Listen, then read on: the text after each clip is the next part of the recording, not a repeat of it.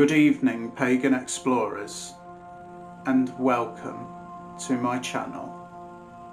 And welcome also to tonight's horror story, which is titled, Johnny, I Want My Liver Back. And before I begin my tale of horror tonight, please consider subscribing if you are brand new, hitting the like button and the notification bell so you are updated every time that I upload. And also please take advantage of my other social media channels, which will be posted in the description box below. And now I will begin the tale.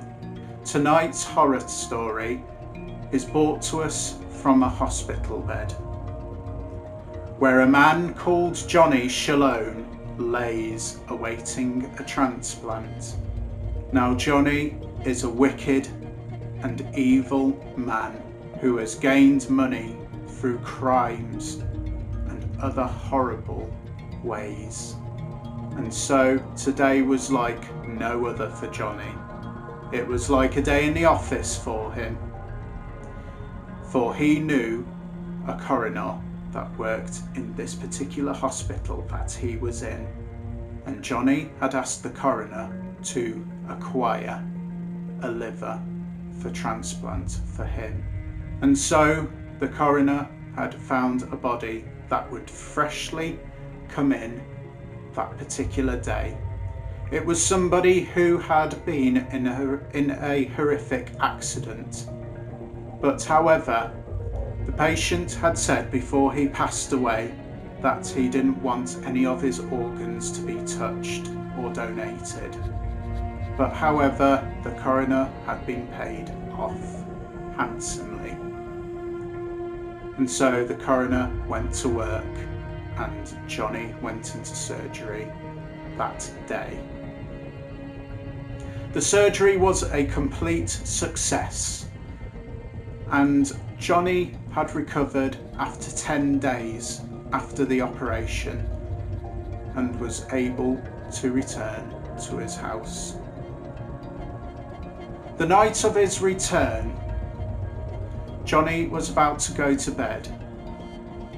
Now Johnny was a creature of habit, for he liked his house really quite warm, and he liked to light a candle and put it on his bedside table. And so he went to sleep, drifting away, gently closing his eyes. An hour had passed, where he heard a voice faintly say, Johnny, I want my liver back. And Johnny woke up, quite startled, for he felt frozen and quite scared. He looked around the room and nobody was in sight, and there was a chair in the corner and there wasn't anybody sitting in it.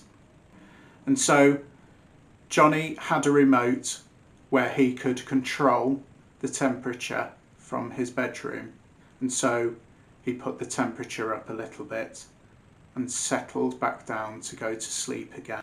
Another hour had passed once again, and the voice, slightly louder once again, had said, Johnny, I want my liver back.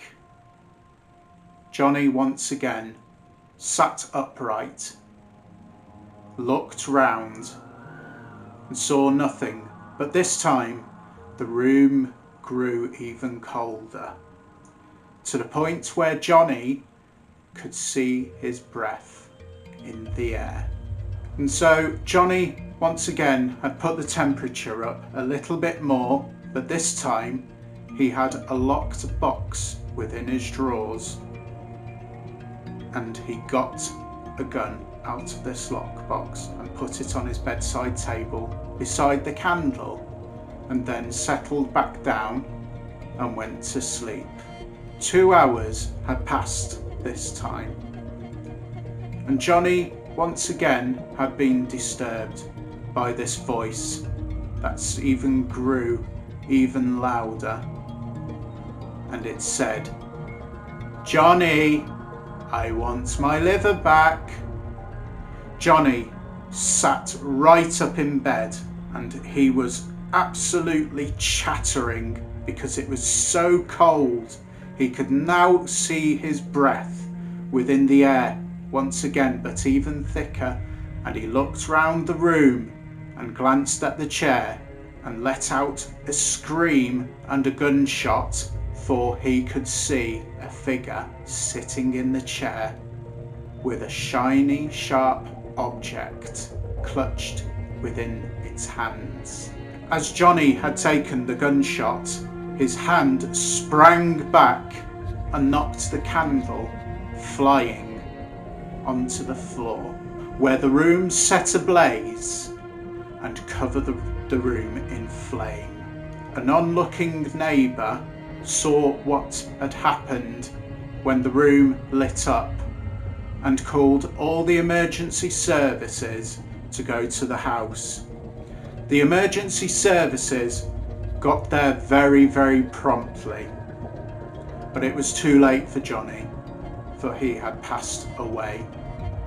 The strange thing was, when the coroner took in the body, the coroner noticed that Johnny had no burns on him and was opened up in the location where the liver was, and noticed his liver was missing. The next day, the family of the patient who had a car accident went to the grave of their son and noticed the grave had been dug out with a pile of earth at the side of his grave, right down to the casket at the bottom. The mother had called the police, shocked and horrified, and the coroner had joined the police just to make sure that nothing had happened. There was a strange thing that the coroner noticed when he looked at the body. The first thing being that there was fingerprints on the body, and secondly, there was an opening in the location where the patient's liver was, and in the patient's stomach there was a fresh liver. The DNA results came back later, and the police were shocked to find they were Johnny Shalhone's fingerprints and DNA.